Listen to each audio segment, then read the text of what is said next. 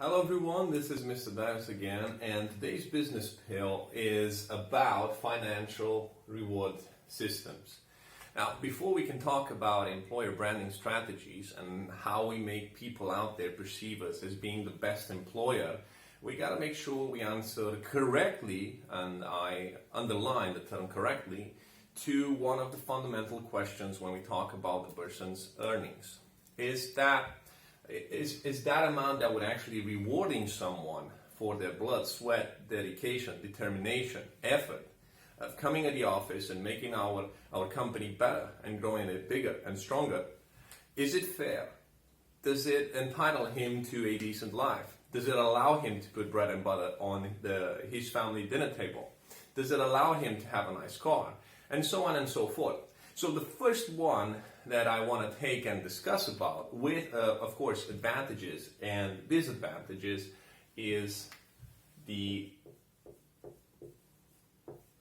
hourly base rate.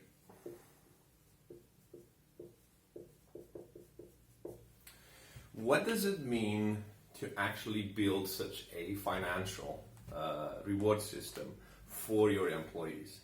It means that you agree with them on a specific hourly tariff, let's say £10 an hour, and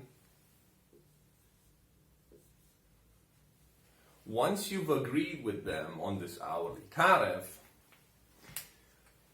it means that we multiply this hourly tariff based on the number of hours that they actually work in a week. Let's say, 60 hours in a week. So this person would actually be entitled, after 1 week of work, to 600 quid. Yeah? Now, there are some advantages that I've seen over here if you have a financial reward system that has at its basis the hourly base rate. The biggest advantage that I come to see is that, unlike a salary, people instantaneously want to do more. So a big advantage of this would be that people want to do more. Yes, because they will earn more. Okay, they want to put up more hours. They're thinking how they can put up more hours, and see this as a win-win situation. I get to increase my monthly income depending on how many hours I work. So I've tested this system, and I've actually told people, in general, people work about 168 hours a month. Right? So I told people, I am encouraging you to work more, so I'm going to put the cap at 200. So when I first said that at 200, of course, some of them knew already that they're never going to push themselves so far, but there were others which I've seen younger and much more ambitious and perhaps much more keen on gaining some additional funds. And you would see them how they would constantly aim for 200 hours. Yeah, so constantly hunting to increase their income. And this is, up to some point, it can be better even for the company. You would have a worker that is much more dedicated, that wants to produce more, that spends more time over there. But the question is, if this happens, will their productivity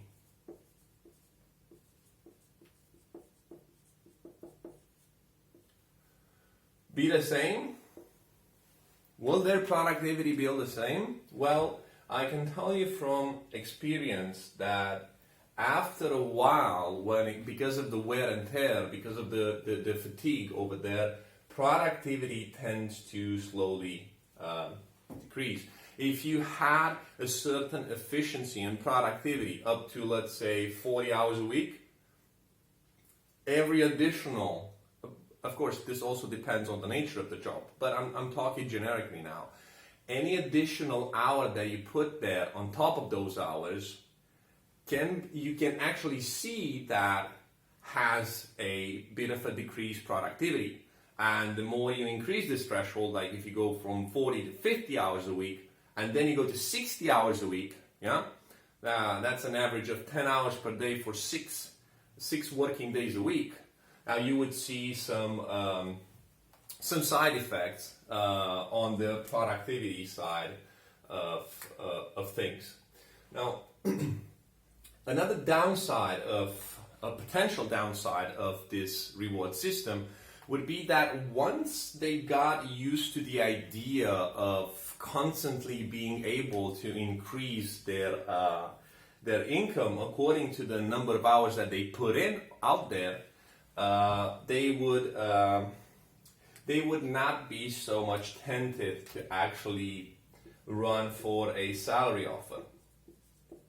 So if you want to put someone on a salary that was on such a dynamic pay like this one, and salaries usually are flat depending regardless of your level of effort out there and number of hours, they might not feel very attracted to it. Another potential threat that I see with what I've seen with this financial reward system was the idea of, let's say, security. So security,